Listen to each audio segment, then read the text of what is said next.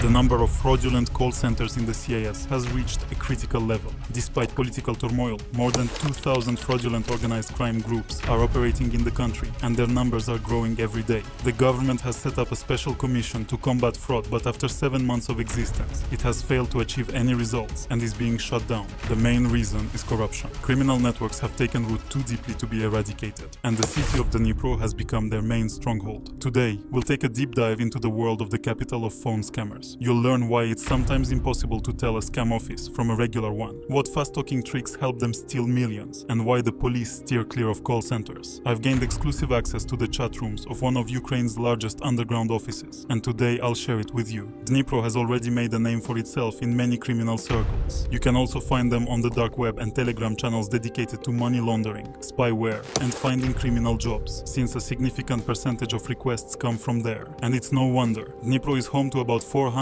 large-scale call centers with organized hierarchies and hundreds of employees. There are three main reasons for this. Nearly 80% of the population speaks Russian, and since the scammers' primary target is the Russian-speaking population, it becomes easier to deceive them. Therefore, a good command of the language remains virtually the only requirement for employees. The second reason is the patronage of local authorities. Local offices have long treated bribes to the police as a mandatory part of their expenses. Job postings often mention that the offices always have electricity, even during airstrikes. Employers promise to help Ukrainians resolve issues with the military registration and enlistment office, and some openly state that they work exclusively on behalf of the aggressor. And the main reason is that many criminals simply feel they can act with impunity. We know that a criminal case can only be opened if a complaint is filed with the police. But how can this be done when, with the start of military operations, communication between the authorities of the two countries has practically ceased? Not to mention that many view scams targeting Russians as a form of heroism, although, of course, most people enter this field purely for profit. By the way, getting this job isn't as difficult as it might seem. As with any other scam job, the easiest way to find it is on Telegram.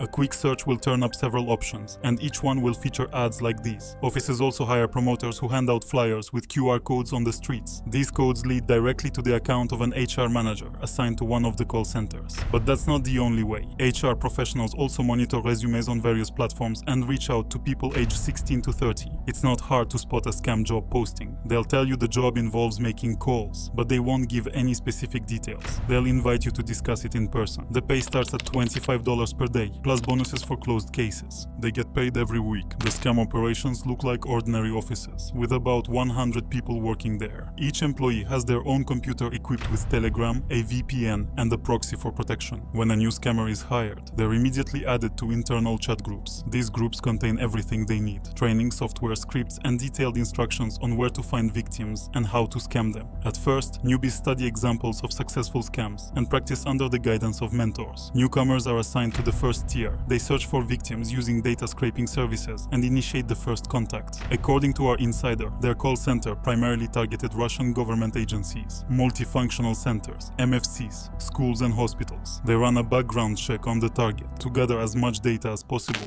and pass the information on to the second floor, where higher-ranking employees are stationed. They review the history of attacks on the target. If it's a large organization and there have been few attacks, they give the green light. The scammer targets a specific person, for example, a school teacher, pretending to be from the police and offering to help recover the funds in exchange for a fee. Specialized staff, known as retention managers, handle this category of calls. Their sole task is to squeeze every last drop out of the victim's account. A standard workday begins at 9 a.m. and ends at 7 p.m. The quota requires contacting about 250 people, though only about 10 actually end up on the phone. Management is located on the third floor. It oversees security, trains staff, and manages finances. These call centers are often set up by criminal groups. They also maintain contact with their so-called backers, since almost all call centers in Dnipro operate in conjunction with organized crime groups. This business is more profitable than drug dealing, which is why every major gang in Dnipro owns at least one call center. They are also often opened under a franchise model. Despite the sense of impunity and the extremely strict rules in the scam offices, it's forbidden to set passwords on personal phones so that management can check at any moment to see if you've leaked any information. Personal devices are confiscated during shifts. Only push-button phones are allowed. The work is conducted under the strictest secrecy. You are not allowed to tell your relatives anything. There are cameras everywhere on the office premises, and taking photos or videos is also prohibited. All these measures are necessary to prevent employees from becoming victims of fraud themselves, as it is not uncommon for employees to steal the proceeds and disappear. In such situations, call centers call in punitive squad squads of Sportix. If you don't know who these people are or what they do, I have a special video for you. The stolen money still needs to be laundered. Large-scale fraud schemes usually involve drops, frontmen through whom millions in dirty money are funneled. And the more money there is, the longer the chain of front accounts needs to be. But since the Dnipro criminals have nothing to fear, they keep their chains short. The money is transferred through 2 or 3 people and then converted to cryptocurrency via exchange platforms. But this isn't for security, it's simply for convenience. Just like in any organized crime group, they have a drop handler who buys up other people's bank accounts. There are also so-called non-divisible mules who are on the payroll. If the money gets stuck, they personally go to the bank